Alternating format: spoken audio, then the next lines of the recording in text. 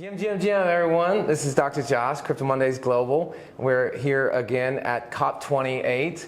Hopefully you've had an idea of what COP28 is by our other interviews that we've had with VIPs here, some amazing people, and there's more on the way. So make sure to like and subscribe for all of our Crypto Mondays videos to Crypto Mondays Global YouTube channel or our social network, and get in touch with your local Crypto Mondays. If you don't have one, then make sure to start one and get in touch with us on the site cryptomondays.io. Today at COP28 is, by the way, the world's biggest and most important environmental protection meetup. Okay, it's like a Crypto Mondays meetup, but it's like everybody in the world's here that's important. So like all the world leaders, all the corporations, all the people that are decision makers, but also a lot of NGOs and people that are really trying to fight climate change, because it's a huge disaster. And I have to repeat that with every episode because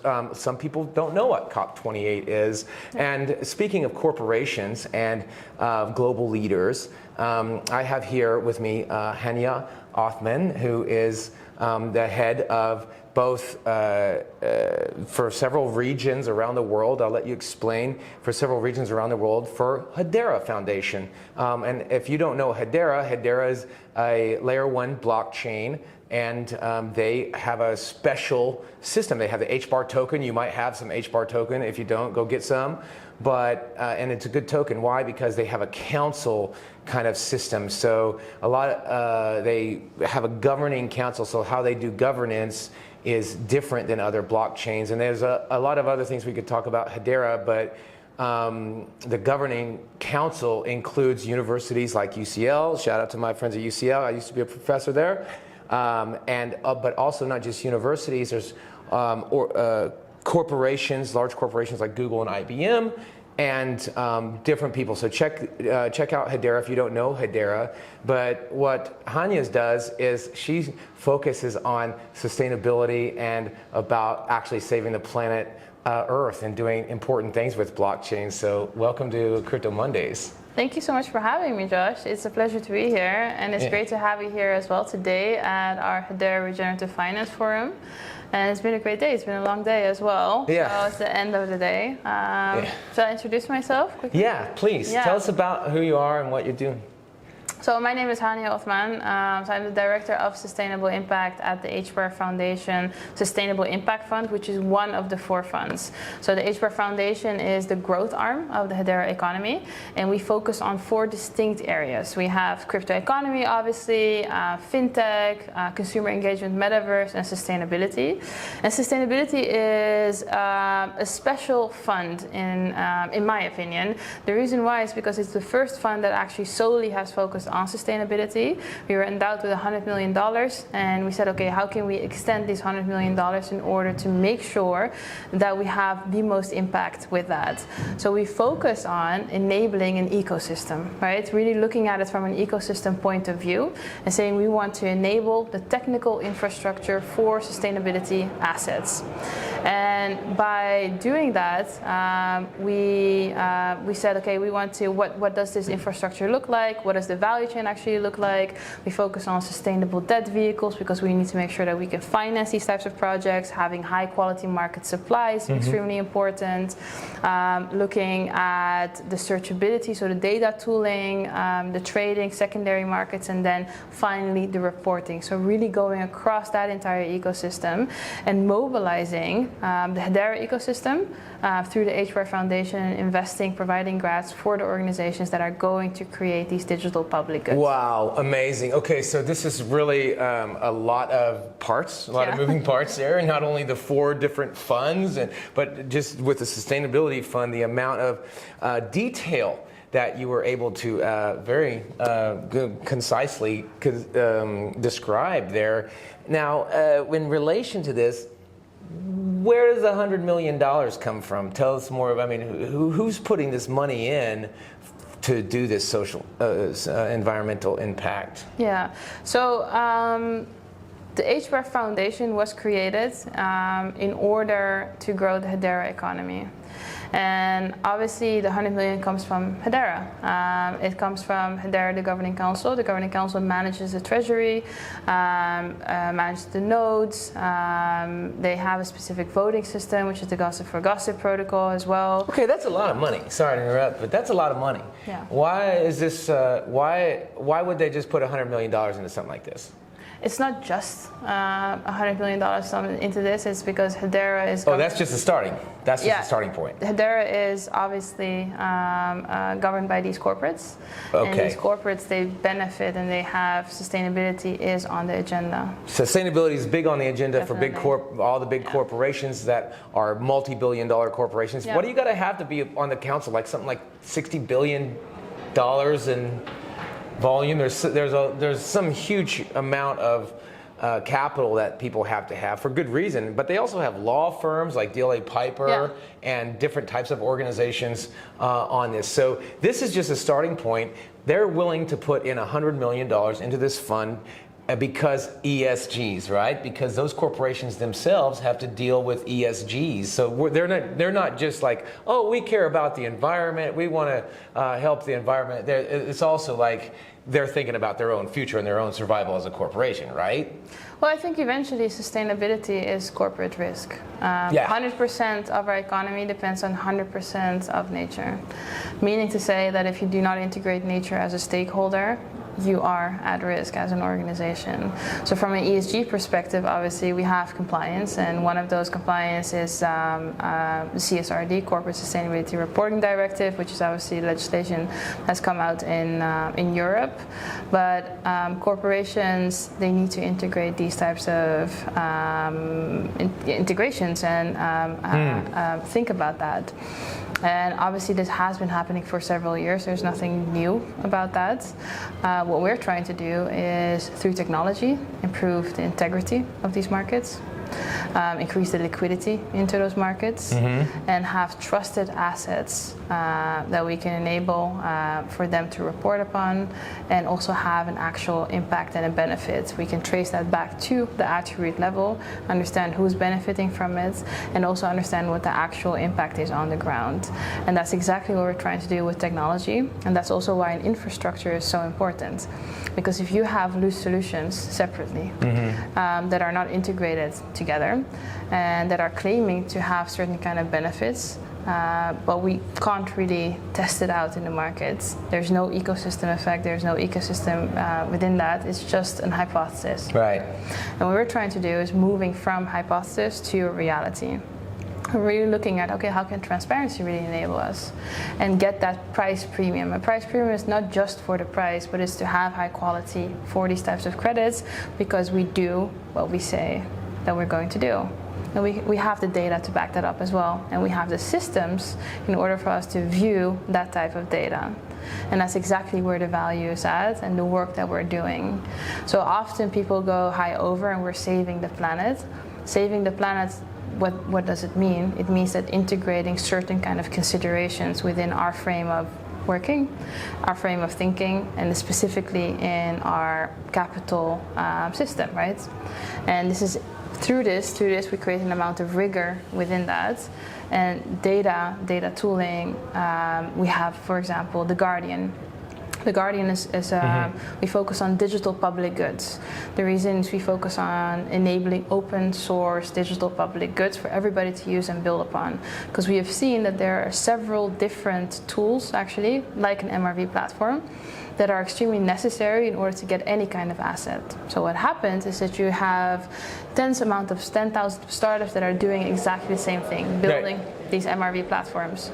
And instead of having separate MRV platforms that potentially don't have the amount of funding that is necessary in order to get to that growth stage, that should be a digital public good where everybody can contribute towards, and where we become the largest digital public library of methodologies.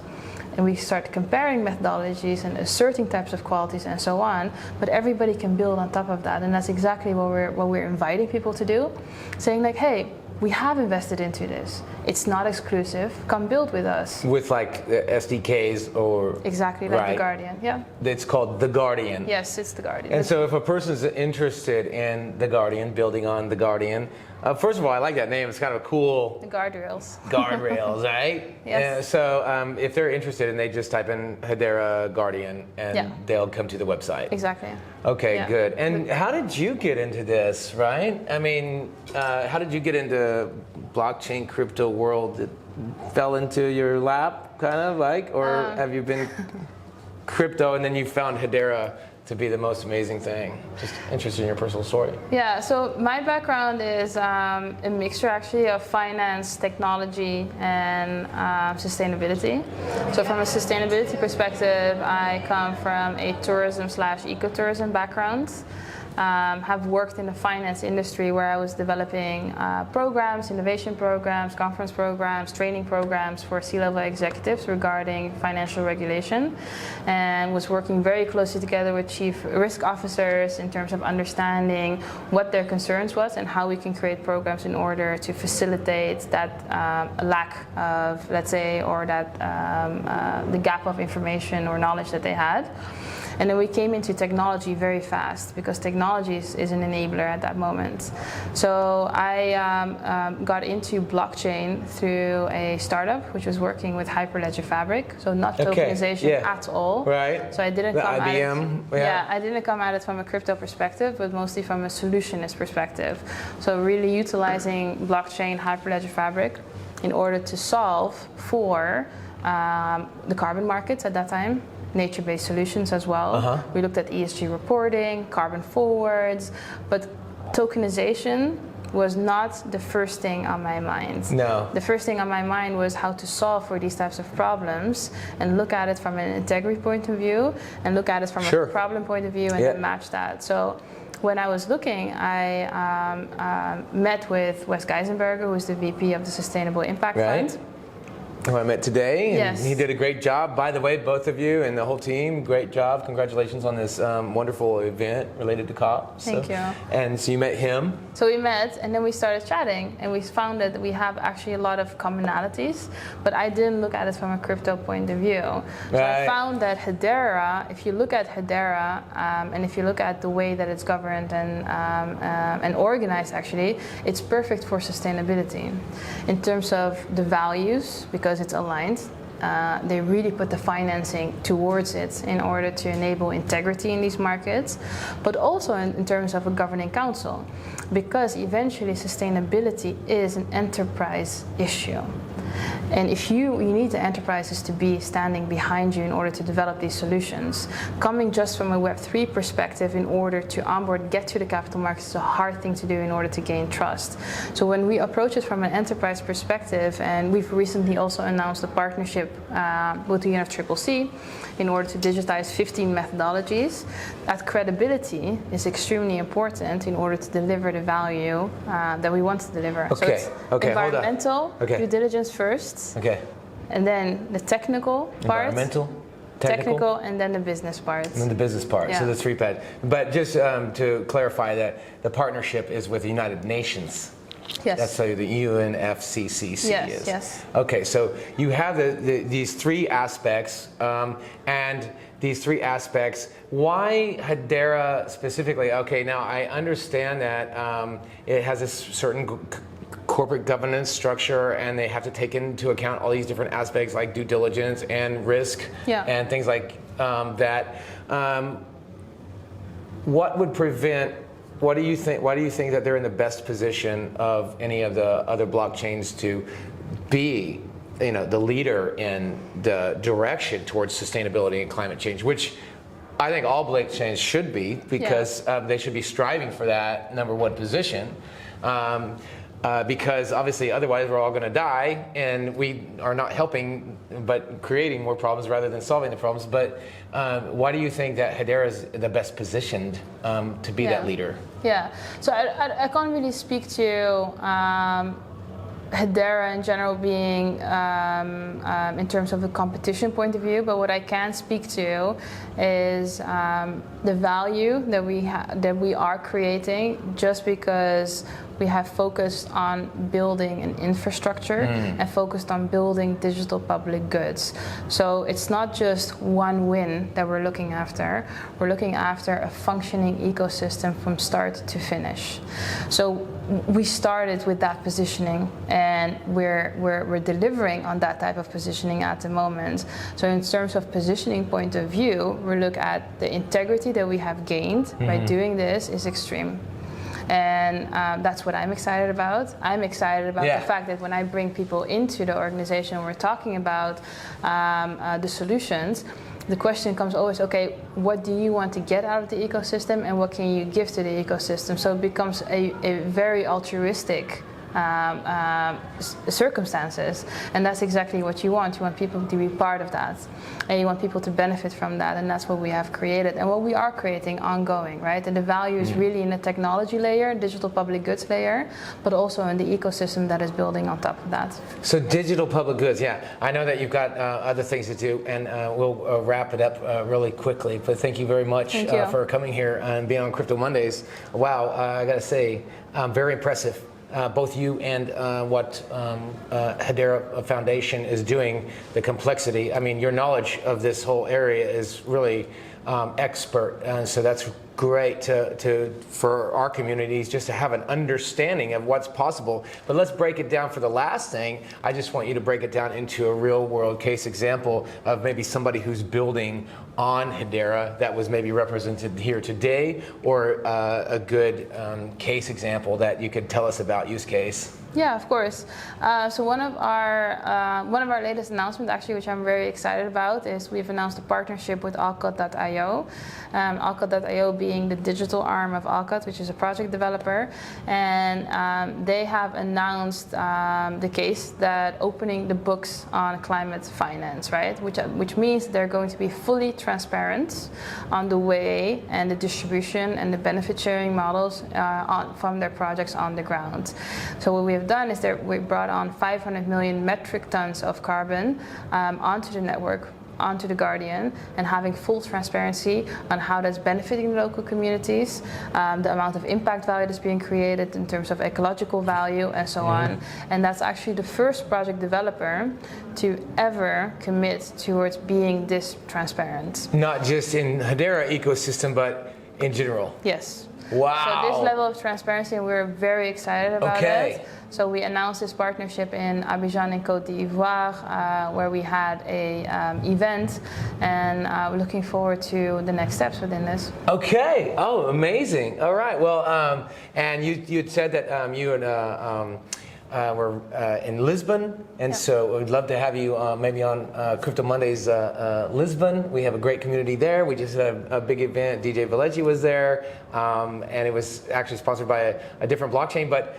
I know also Mike Cave is an amazing guy who lives out there, and this is great. And so you see, there's a big future and a big potential for blockchain and systems like Hedera that are comprehensive to really make an impact, not only in the way we think about environmental protection and solving the problem of climate change, but also ways forward in the markets of providing liquidity, and accountability. Accountability is the big part. I think often when we think about it from a tech first perspective, we don't think about that, but I think we're not the ones who make the rules in environmental markets, but technology can have an accountability function, and that allows us to deliver on the rules that are made in the markets, and that's the big shift that we're looking after. Great. Okay. Well, it's amazing. Well, thank you very much for your time, and I'd just like everybody to know that she's one of Hania's hero in the space, and one of my heroes. Anybody that's trying to solve these major problems, we know everybody has to be involved, and so you definitely are leading the way on that. So thanks a lot for your time. Thank you so much, Josh. Thank you.